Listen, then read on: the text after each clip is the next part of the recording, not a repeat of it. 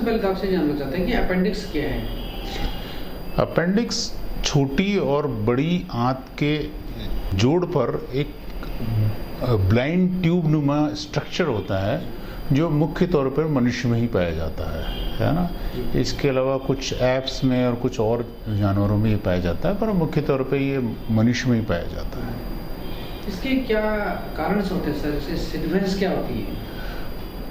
Appendix एक ऐसी चीज़ है जो एक वेस्टिजियल ऑर्गन होता है वैसे तो मनुष्यों में, परंतु जब अपेंडिक्स का इन्फेक्शन हो जाता है, इन्फ्लेमेशन हो जाता है, तो ये सबसे कॉमन कारण है पेट दर्द का। तो जो यंग एज में सबसे कॉमन कारण पेट दर्द का होता है वो अपेंडिक्स होता है। तो इसलिए इसकी सबसे ज़्यादा सिग्निफिकेंस है, क्योंकि सबसे कॉमन है। तो पेट दर्द होगा तो सबसे पहले क्या हो गया? अपेंडिक्स हो गया। तो हर आदमी को ये होता है कि सब क्या हो गया, जब किसी से भी पूछेंगे सब क्या हो गया, तो सब अपेंडिक्स हो गया था, ऑपरेशन कराना पड़ा। तो इसलिए it is most common cause of pen abdomen in youngsters, so that is why it is significant. तो सर क्या लक्षण इसके होते हैं? कैसे मालूम पड़ता है कि अपेंडिक्स की ही दर्द हो रहा है? देखिए, शुरू में क्या होता है, पेशेंट को पेट में दर्द होता है और वो पहले तो कलेजे के नीचे होता है और फिर धीरे धीरे वो शिफ्ट होते हुए नाभि से होते हुए और दाएं तरफ के पेट के निचले हिस्से में दर्द शिफ्ट हो जाता है ना। और पहले हल्का दर्द होता है, फिर धीरे धीरे पेट में दर्द बढ़ जाता है ना। दर्द के अलावा पेट में उल्टी होना, बुखार होना, ये मुख्य लक्षण है।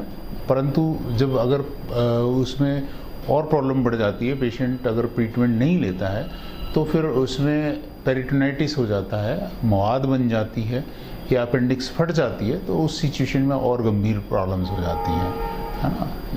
इसके लिए क्या डायग्नोस किस तरह से करना चाहिए सर? क्या सबसे पहले तो लक्षणों से ही पेशेंट का डायग्नोसिस होता है कि पेशेंट को अगर पेट में दर्द है तो पेट दर्द की वजह से वो डॉक्टर के संपर्क करता है, तो डॉक्टर उसको एग्जामिन करता है। तो एग्जामिन करके वो देखता है कि दाईं तरफ पेट में दर्द है और मेडिकल लैंग्वेज में उसको बोलते हैं कि टेंडरनेस है, रिबाउंड टेंडरनेस है और कुछ और साइंस होते हैं जिसकी बेसिस पे डायग्नोसिस किया जाता है।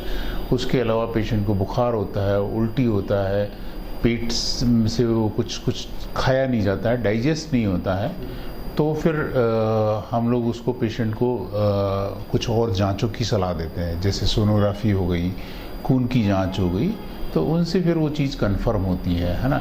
और उनसे भी कई बार कंफर्म नहीं होता तो सीटी स्कैन कराना पड़ता है, उनसे कंफर्म हो जाता है कि पेशेंट को अपेंडिक्स है, अपेंडिसाइटिस है।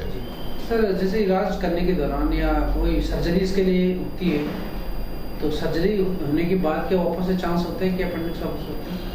देखिए, सबसे पहली बात तो ये है कि अपेंडिसाइटिस में अगर शुरुआती स्टेज में है तो दवाई से भी आराम मिल जाता है, दवाइयाँ, हॉस्पिटलाइजेशन से और एंटीबायोटिक वगैरह पेशेंट को नथिंग बाई माउथ, मतलब बिना कुछ खाए पिए रखिए और उससे आराम मिल जाता है। पर अगर फिर आराम नहीं मिलता है तो फिर उसकी ऑपरेशन करना पड़ता है। ऑपरेशन इसका दो तरीके से हो सकता है, चीर फाड़ द्वारा, दूरबीन द्वारा। ऑपरेशन के बाद में इसमें आराम हो जाता है ना।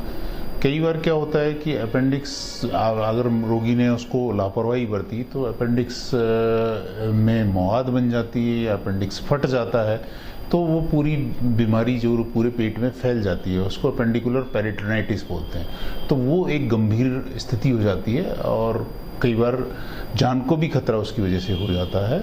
और उसमें फिर डिपेंड करता है, इस पेशेंट की कंडीशन के हिसाब से डिसीजन करना पड़ता है कि भी पेशेंट को ऑपरेट करना है कि उसको कंजर्वेटिव लाइन पे रखना है कि क्या करना है। सर क्या मतलब पेरेंटल होता है क्या? नहीं, अपेंडिसाइटिस की प्रॉब्लम पेरेंटल नहीं होती है ना। तो एक पेट दर्द जो किसी भी अगर कोई पेशेंट है उसमें पेट दर्द है तो उसको अपेंडिक्स होगी, इसकी कुछ सिम्टम्स किस तरह के होते हैं कि जो उसको एक फील है ये अपेंडिक्स के, या सिर्फ डॉक्टर के चेकअप के बाद में मालूम होता है? पेट दर्द हजारों कारणों से हो सकता है, पर पेट दर्द का सबसे कॉमन कारण अपेंडिसाइटिस यंगस्टर्स में होता है। ठीक है, डॉक्टर के पास जब जाता है मरीज तो डॉक्टर उसको फाइंड आउट करके ये बताता है कि ये अपेंडिसाइटिस की वजह से पेट दर्द हो रहा है, पर ऐसा नहीं है कि पेट दर्द और भी कई कारणों की वजह से हो सकता है।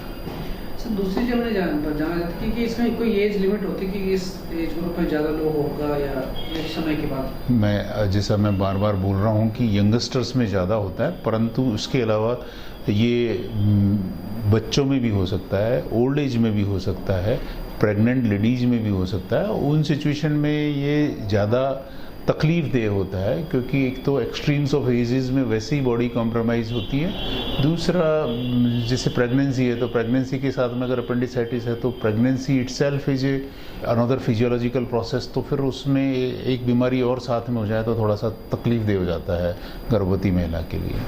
सर क्या मैसेज आप देना चाहेंगे इस तरह के पेशेंट्स के लिए? अपेंडिसाइटिस की प्रॉब्लम को इग्नोर नहीं करें, लापरवाही नहीं बरतें। अगर पेट दर्द की तकलीफ है तो चिकित्सक को दिखाएं।